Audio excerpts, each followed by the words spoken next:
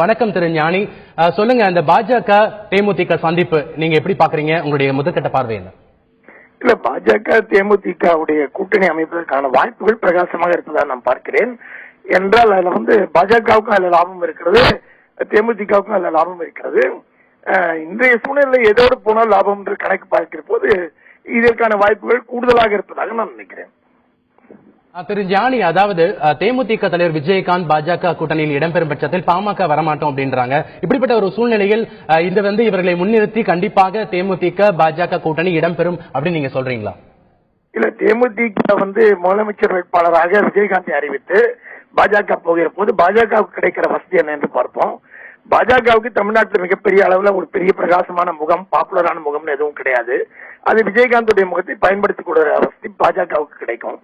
விஜயகாந்தை பொறுத்த மட்டிலும் தமிழ்நாட்டில் அடுத்த கட்டத்துல ஒரு ஆட்சியை பிடிக்கக்கூடிய அளவுக்கு போகாட்டாலும் கூட, ஓரிரு இடங்கள் தான், அதிக இடங்கள் கிடைக்காவிட்டாலும் கூட, டெல்லியில 2019 வரைக்கும் பிஜேபி ஆட்சி தொடர்ந்து இருக்கக்கூடிய வாய்ப்பு இருக்கிற காரணத்தினாலே மோடியுடைய ஆட்சி, அந்த ஆட்சியில தேமுதிகவுக்கு பங்கு அவருடைய கட்சிக்கு கிடைக்கிற வாய்ப்பு இருக்கிறது.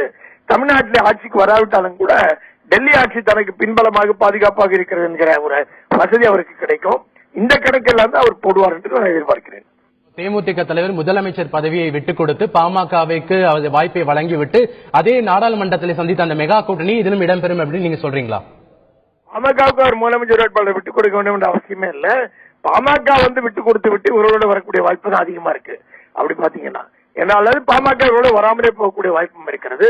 ஆனால் விஜயகாந்தை முதலமைச்சர் வேட்பாளராக அறிவித்து போட்டியிடுவதற்கு பாஜக தயாராக இருக்கக்கூடிய வாய்ப்பும் இருக்கிறது.